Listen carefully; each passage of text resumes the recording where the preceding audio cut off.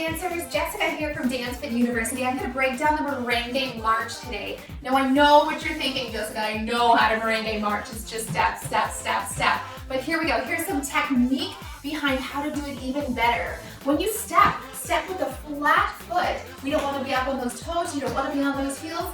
Flat foot on the floor and step on a bent knee. This is the secret to all Merengue success. Stepping on that bent knee and then straightening it out. Stepping on a bent knee, straightening it out, and look what happens to my hips. That's where you get all that great hip motion. The other part of it is isolating that movement to your hips. This is also a great abdominal workout because look how much motion is transferring to my shoulders.